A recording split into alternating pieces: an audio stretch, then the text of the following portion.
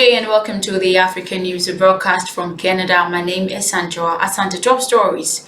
Tigray forces may seize Djibouti corridor. ICG expert warns. Also, half of detained drivers in Ethiopia free. There's more stories coming up after the break. Stay tuned.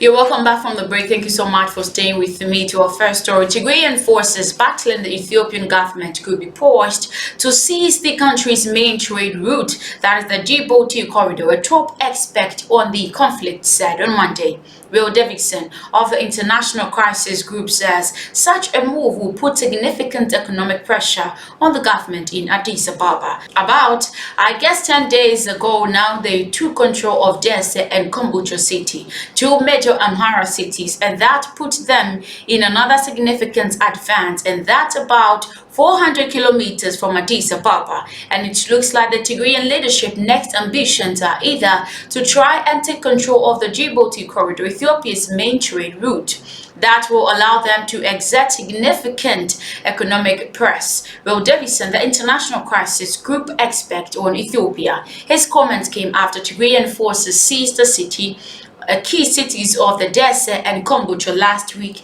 and linked up with another armed group, leading to the government of Africa's second most populous country to declare a national state of emergency. Meanwhile, the president of the Tigray region, Gabri Michael, said his forces were aiming to destroy the government either by negotiations or by force. By strangling Tigray, the government has denied Tigray access to food and medicines. It has denied the provision of other services too, so that people die because of hunger and disease. In addition to that, it continued with its air bombing. Therefore, because the government is working on its project of decimating Tigray from the face of the earth, we had to destroy the enemy by moving our forces outside of Tigray to crash and break the siege. In the end, this enemy should be destroyed. The war has killed thousands of people since it erupted in November 2020, but the Tigrayan forces advancing towards the capital, Ethiopia, now stands at risk of collapse. Still in Ethiopia, the Ethiopian government has released about half of the UN's contracted aid drivers arrested last week, according to a UN spokesman.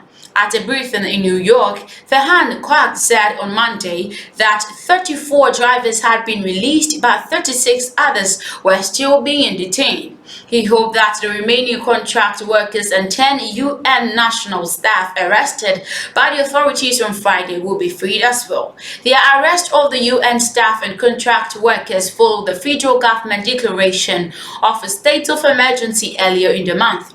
The emergency was declared as forces threatened to march onto the capital, Addis Ababa. On Monday, a UN spokesman also announced that the UN has released $40 million, that is 29.8 million euros, in emergency funds to Ethiopians. These funds will help scale up emergency operations in Ethiopia's conflict-affected northern regions and support early response to the drought in southern Ethiopia, the spokesman said.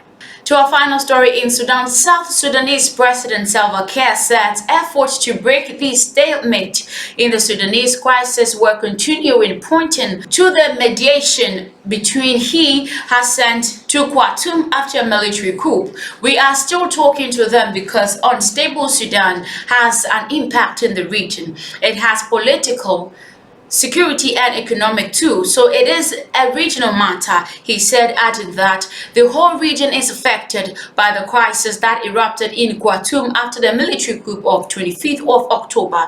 Because of this, I spoke to leaders in the region and they asked me to take a lead.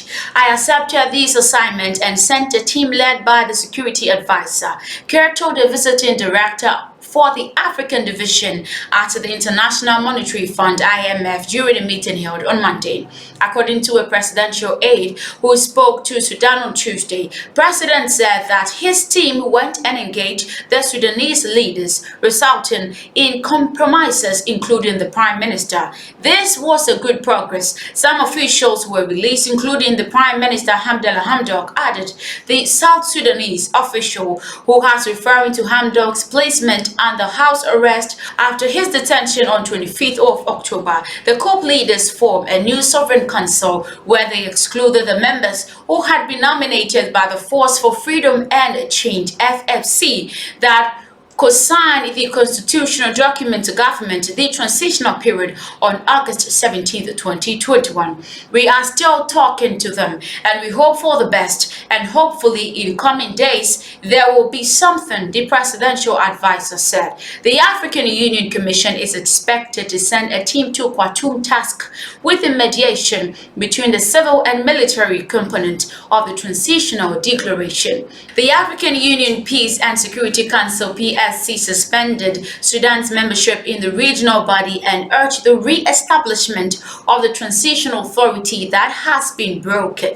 The South Sudan's team had requested the release of Yasser Ahmed, the deputy chairman of SPLM-N-AGA, but the Sudanese military leaders just pledged to release him in the coming days. They made similar pledges to Ahia, who joins the Sovereign Council despite the detention of his deputy. Thank you so much for watching today's African news. My name is Sandra Asante. You should have an amazing day.